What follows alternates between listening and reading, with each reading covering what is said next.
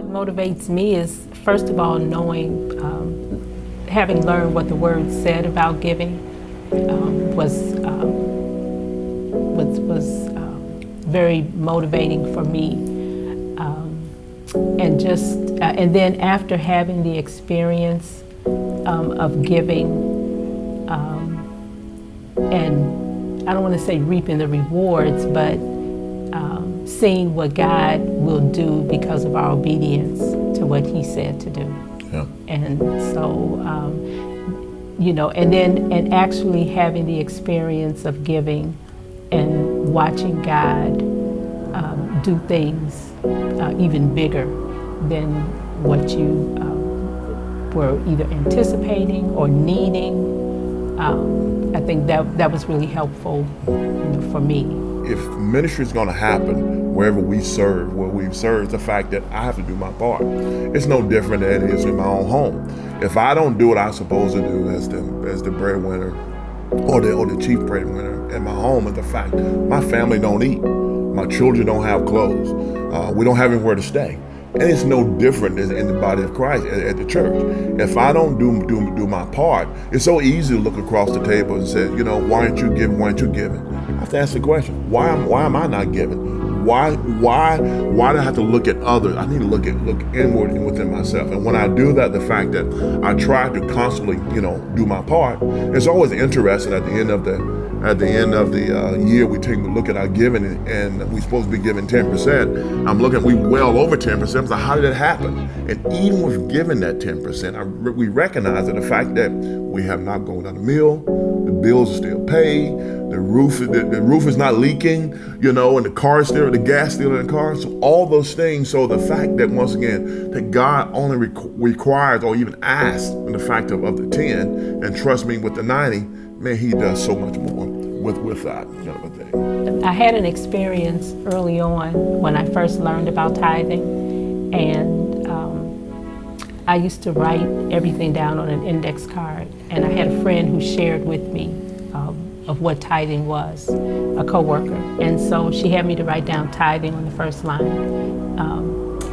Saving, she said, you tithe 10%, you save 10%, then you pay all your bills.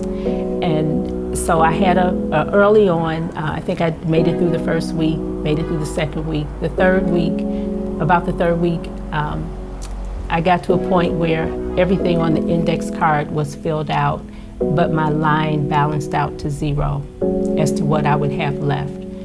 And so I was sitting there weighing this decision as to, should I tithe or should I keep the tithe, pay all the bills, and have at least that little money left over for the week. And so I ultimately made the decision to tithe. And that particular week, which usually never happens, because I didn't have lunch money. So the first week, I found something at home to make for lunch to take the first day. Then on through the week, my dad bought me lunch a couple of times to work that week, and then the end of the week, someone bought me lunch.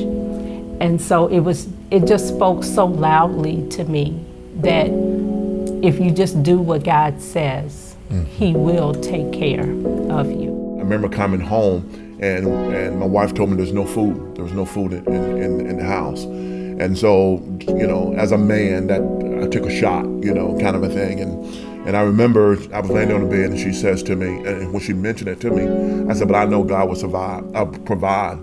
And it wasn't a matter of minutes that came out of my mouth. There was a knock at the door. And we went to the door. Tell the story.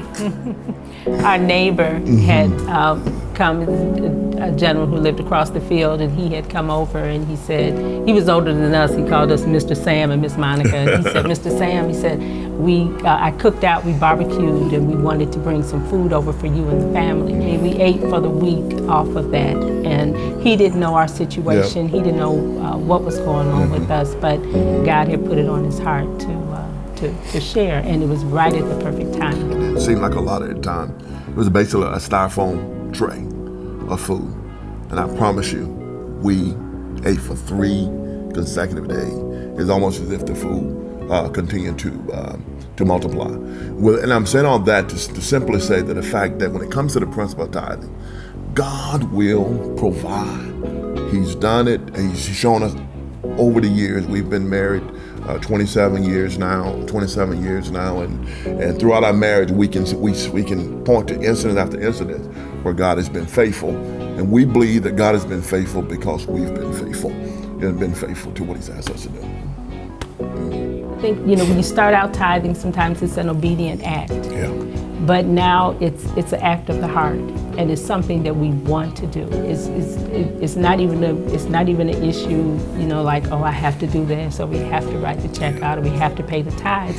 It's just something we want to do, and we look forward to giving. And it's just a blessing to be a part of what God is doing, and to be able to see, to know that we are part of God touching other parts of the world, and a part of God touching ministry, and and to know that just our little bit is a part of something much bigger. It's really a good feeling, and and like you said, it's not that we don't struggle with it. There are times where we still have times where we're paying the tithe first, and we're bumping something else down, or something else has got to go. Without, so that we can do that. But it's just a blessing to know that now we're doing it because we want to. We really don't give it much thought when it comes to giving our tithe. We realize that it's our responsibility. We have to. We realize that the fact that if we're in covenant with this ministry is dependent upon us to do our part. There's lives to be saved. If we don't do our, how many kids possibly will not get an opportunity to be exposed to our children's ministry, our youth ministry, if we don't do what we're supposed to do. If we don't do what we're supposed to do, guess what? The lights may not be on. The heat, the air conditioning, whatever, building. It's not possible. Once again, there's a saying that we used to have on the wall back there that says that, in reference to that I think it was someone's counting on you, everyone's counting on you, whatever that saying was. Yeah, God is counting on us. Well, yes, God is counting on us, but guess what? Harvest Church Plainfield, my church family, they're counting on me to do my part, and we want to do that.